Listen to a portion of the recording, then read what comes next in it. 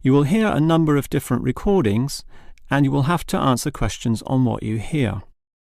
There will be time for you to read the instructions and questions, and you will have a chance to check your work. All the recordings will be played once only. The test is in 4 sections. At the end of the test, you will be given 10 minutes to transfer your answers to an answer sheet. Now turn to Section 1. Section 1. You will hear a young student, Andrew, ringing an employment agency inquiring about their services. First, you have some time to look at questions 1 to 7.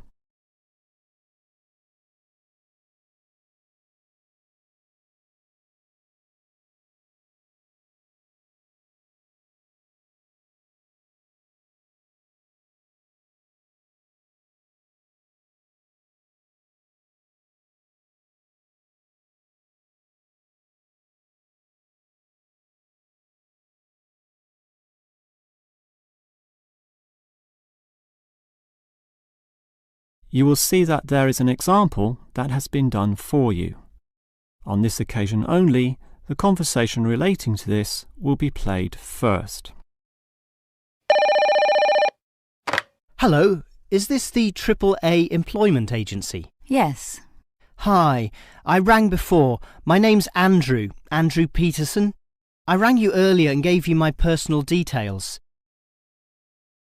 The student's name is Andrew Peterson, so Peterson has been written in the space. Now we shall begin. You should answer the questions as you listen, because you will not hear the recording a second time. Now listen carefully and answer questions 1 to 7.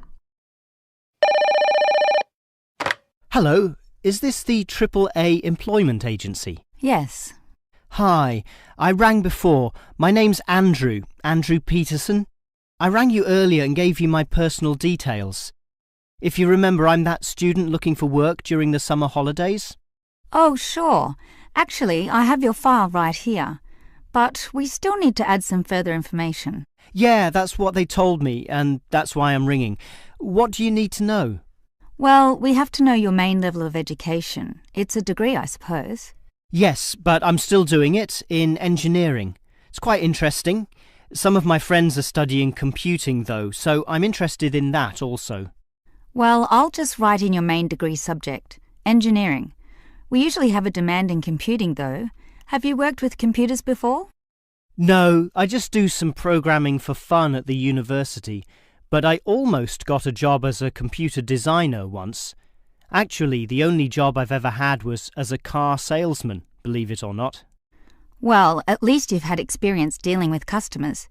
What about hobbies, though? Sometimes they can help develop useful skills. In my free time I don't do much, mostly study. I play chess occasionally at the university chess club. That's right next to the tennis courts, but I'm not interested in that. Chess helps develop analytical skills, so I'll put that down. Of course, it's your main skills that employers want to know about. What would you say they are? Well, I'm in my 3rd year now, studying electrical machines and generating systems, but I'd say electronics is my best skill, much better than, say, my machine skills, which aren't so good actually. Okay, machine skills are in demand, but so too are electronic ones, so we might be able to find you a part-time job in that field. But what sort of money do you expect to get? Oh, anything really.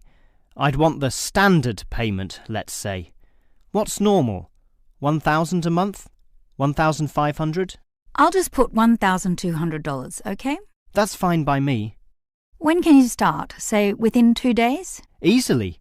Actually, less. In fact, just give me a ring and I'll be able to start immediately. Although I admit it'll take me a few days to get used to getting up early in the morning. Okay, that's just about it. Unless you'd like to add anything else which may help with your application? Not really. I ride a motorbike, but that's unimportant. I'm friendly, but every applicant claims that, right? I can speak another language. Ah, that might be useful, depending on the language. Is it Chinese? A Chinese speaker would go down well. Spanish, I'm afraid. You see, I grew up with some friends who came from South America. OK, I'll write that down, but I don't think it will help that much, sorry to say. Before you hear the rest of the conversation, you have some time to look at questions 8 to 10.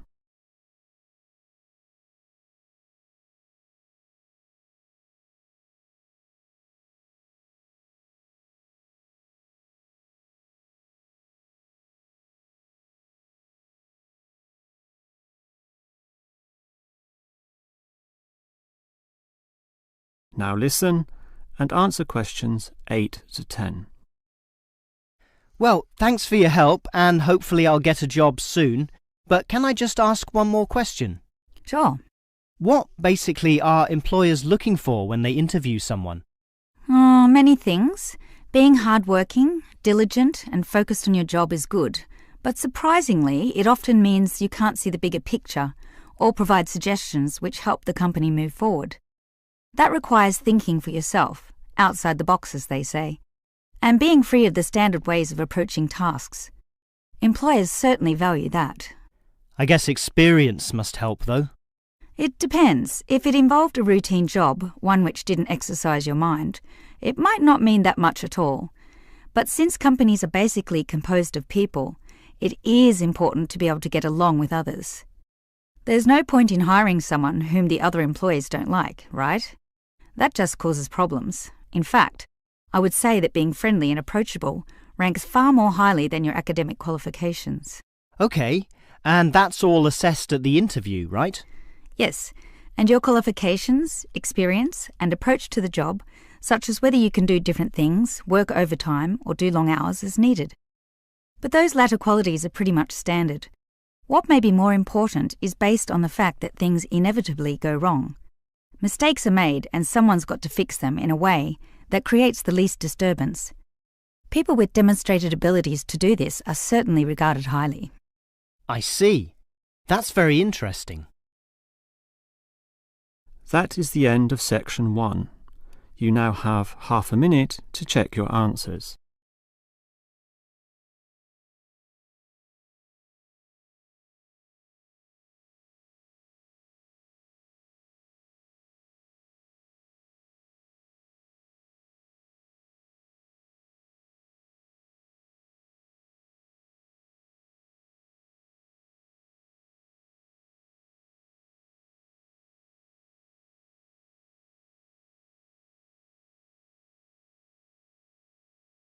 Now turn to section 2.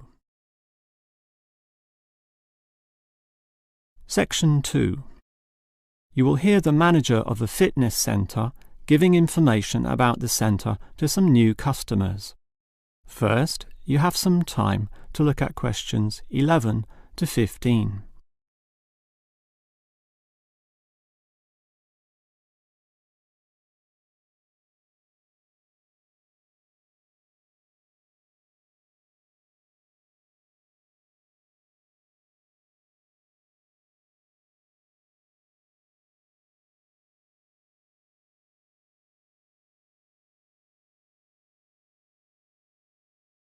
Now listen carefully and answer questions 11 to 15. Hello everyone, and welcome to the Fit for Life Health Centre, a place which, as the name suggests, is not just for short-term solutions, but rather intends to put you on a sensible and achievable footing for the rest of your life. And that's how we're different. For example, we could immediately put you on a harsh exercise program, expecting you to work out every day, but such a plan would see you quickly lose interest. That's why the initial step is a 1.5-hour consultation in which your lifestyle, current situation, and long-term goals are all thoroughly analysed. Now, an important part of this consultation involves analysing what you eat. There's no point exercising here and losing weight, then putting it all back on later. You will need to show self-control and discipline in your diet, and we'll work on that. Similarly, we'll put you on an exercise regime suitable for your level of fitness. So that will involve a test where we will take you through some activities.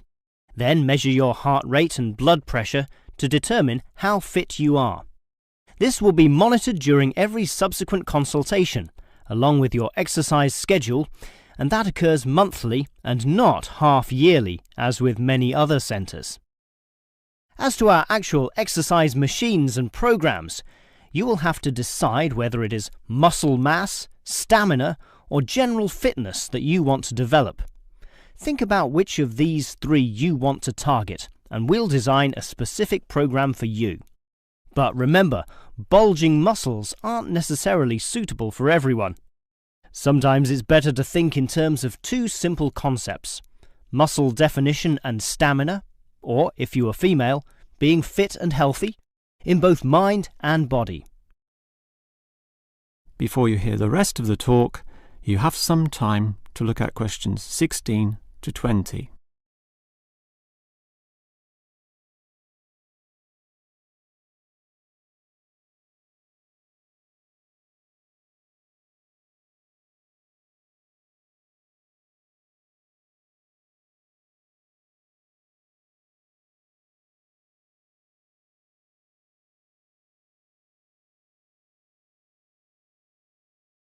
Now listen and answer questions 16 to 20. Now, if you're going to work out at this gym, you'll need to think about your reasons for exercising. So let's consider that in more detail. Muscle mass is certainly popular with the guys, probably seeking to impress the girls. And with muscles comes the confidence to do that, right?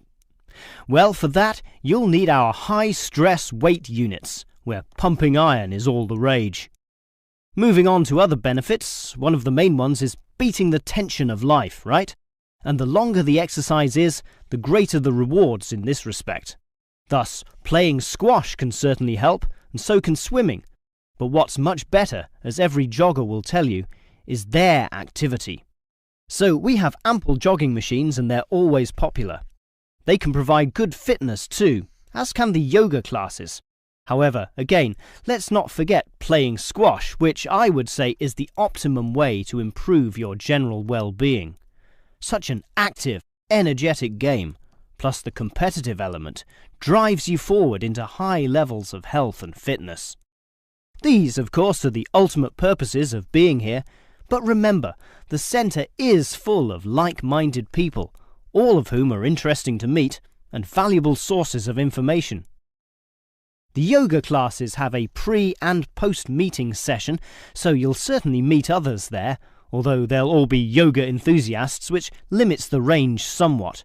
But whether doing yoga, swimming or exercising, everyone showers, right? So those facilities are where you'll hear all sorts of interesting conversations and really get to know people. Not like the front desk area, which is mostly empty as patrons go immediately inside to do their exercise. Of course, the front desk can answer all your questions and has information brochures and such like, but for knowing more about a greater variety of subjects and community concerns, look at the notice board in the yoga studio, where there's a huge array of papers, leaflets and articles, all for you to read and consider. That is the end of section 2. You now have half a minute to check your answers.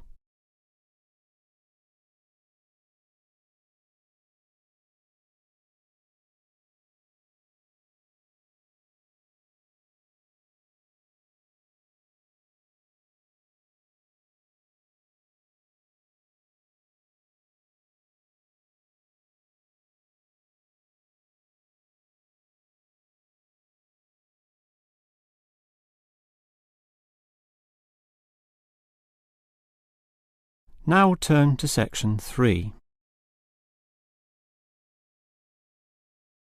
Section 3. You will hear two faculty directors talking about which person in their university to promote. First, you have some time to look at questions 21 to 25.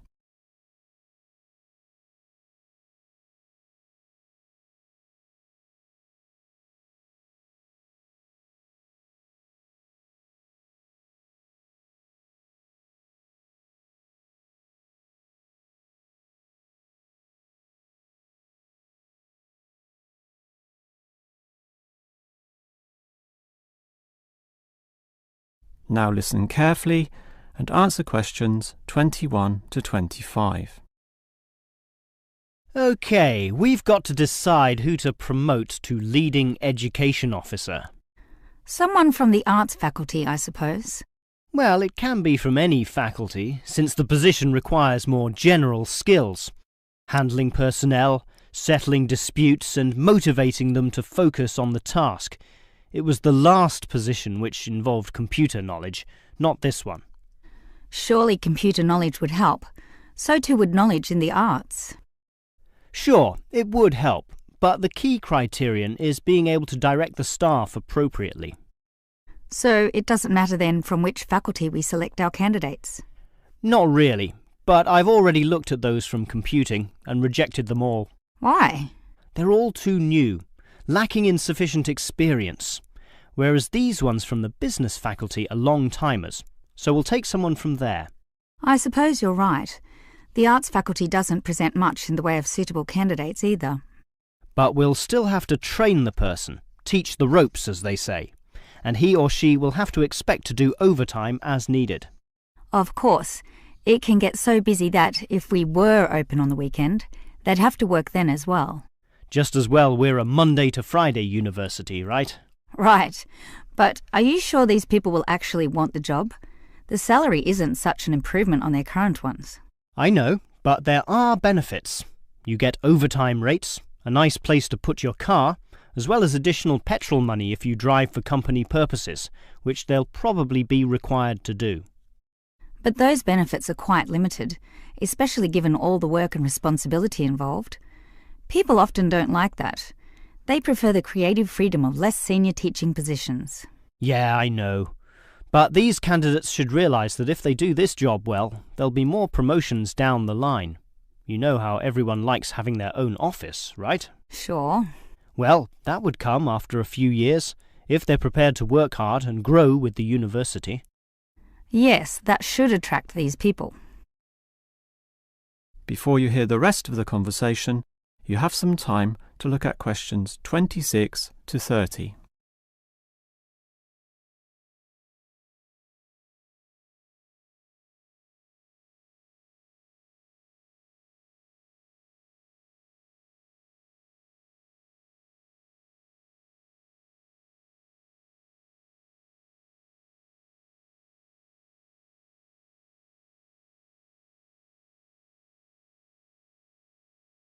Now listen and answer questions 26 to 30. Well, that's enough talk about the job. What about the actual candidates? How many do we have? I've narrowed it down to 4.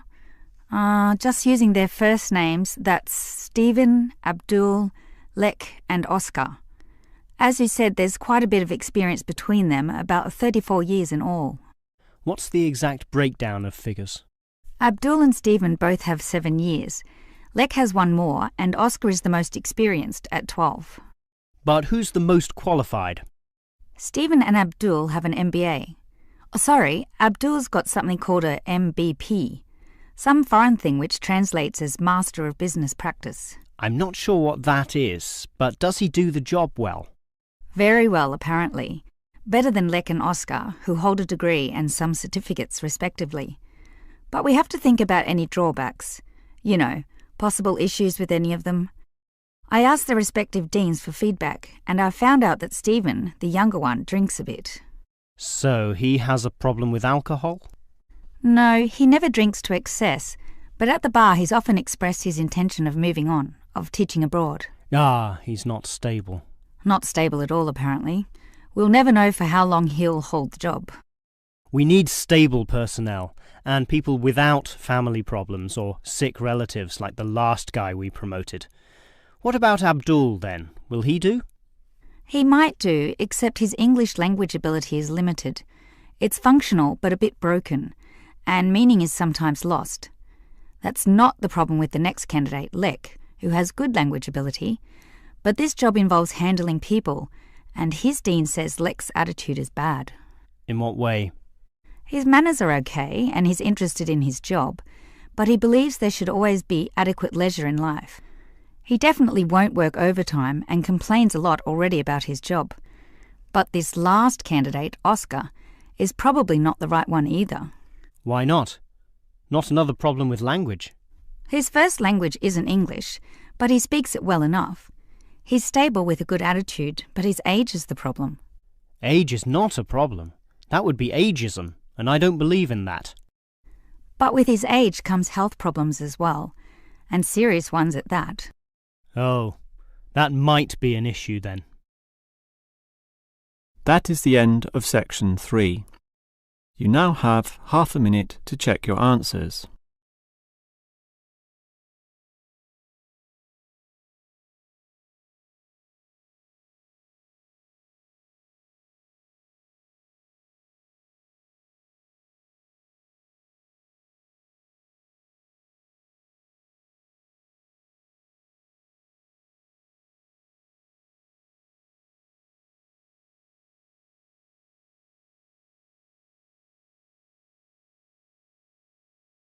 Now turn to section 4. Section 4. You will hear a lecturer talking about caves. First, you have some time to look at questions 31 to 33.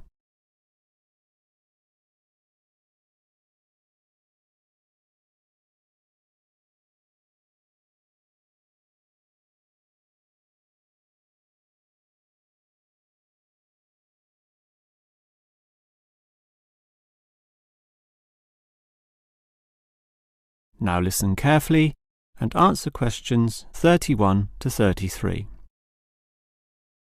If there is one natural feature which has long fascinated man, it is caves, those natural underground spaces into which people can enter. No known cave in the world can exist without it being extensively explored. Whether it be in remote areas, such as the Clearwater Cave in Borneo, or immensely long and difficult, such as Mammoth Cave in America. Or perhaps the most challenging, those caves below the water table, full with water, in which case the exploration is known as cave diving. Whatever the case, if the caves are known, as complex and difficult as they usually are, they will be explored. The formal name for the study of caves is speleology, and involves many disciplines such as chemistry, geology, biology, and cartography, or the science of making accurate maps, since the largest caves can be hundreds of kilometres long and highly complicated. If the exploration is just for fun, the activity is known as caving. But with the difficulties and dangers involved, the average caver is often involved with one of these speleological sciences. As for the number of caves in the world, research suggests that only a fraction have been found and documented, mostly in the areas in which caving has long been a popular activity, such as in America, France, or Australia. China, for example, has huge areas of limestone bedrock, prime material for cave formation, and logically must contain among the largest number of caves in the world. Yet only few are documented due to the lack of interest in caving there. Thus, as exploration continues, new caves will be discovered, and it is likely that the numbers could radically change in the future. Before you hear the rest of the lecture, you have some time to look at questions 34 to 40.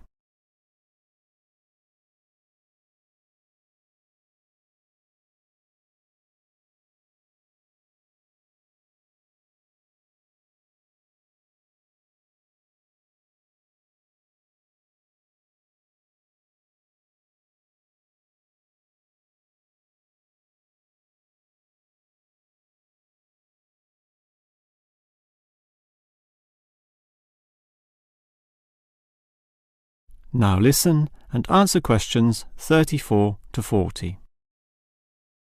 With caves being such mysterious and intriguing places, the obvious question concerns how they form. The most common cause is the effect of slightly acidic water in a process called dissolution. Here, water seeps into the ground and down through rock masses. If this rock is soluble, the water dissolves some of it, and over time, the passage expands to become a cave or cave system. The largest and most common of these involves limestone, although other materials are possible, including gypsum, marble, and even salt. Now, if the cave is formed at the same time as the rock, it is called a primary cave, and the most common of these are lava tubes. When lava from volcanoes flows downhill, the topmost surface cools and solidifies first, leaving the hotter lava to continue to flow beneath. If most of this eventually flows out, a hollow tube is left. The country, Iceland, has some excellent caves of this type, and even far-flung Australia has a few. Finally, there are sea caves, formed from waves pounding into coastal cliffs and eroding into fault lines or softer rock. These caves are usually the shortest, about 50 metres at most, since the erosive action of the waves can only reach a certain distance. However, it is limestone caves which will always be the most interesting. This is due to the presence of limestone formations. As the groundwater seeps downward through the ceiling of the caves, it encounters a different pressure and temperature, causing it to deposit a small amount of its dissolved calcium carbonate.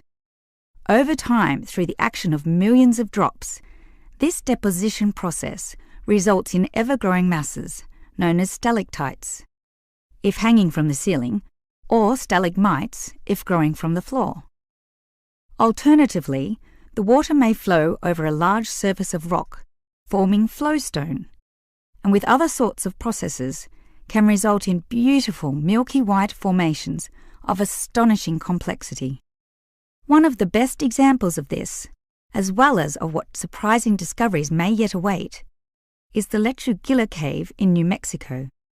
In the 1950s, some cavers heard the sound of wind underneath some large boulders on the cave floor, a clear sign of a deeper passageway.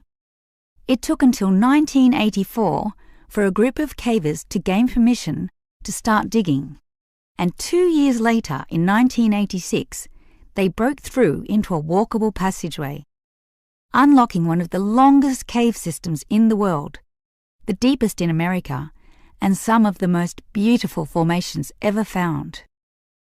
Unusually, many of these were yellow with sulfur, suggesting that the caves were a result of hydrogen sulfide from nearby oil deposits.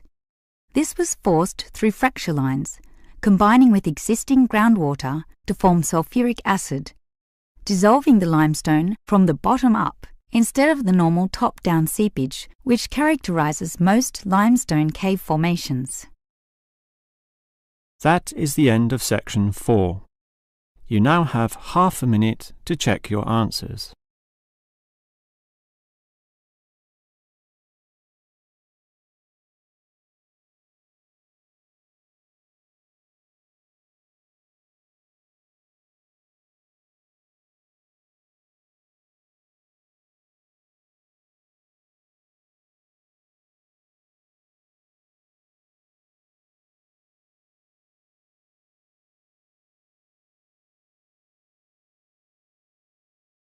That is the end of the listening test. In the real IELTS test, you would now have 10 minutes to transfer your answers to the answer sheet.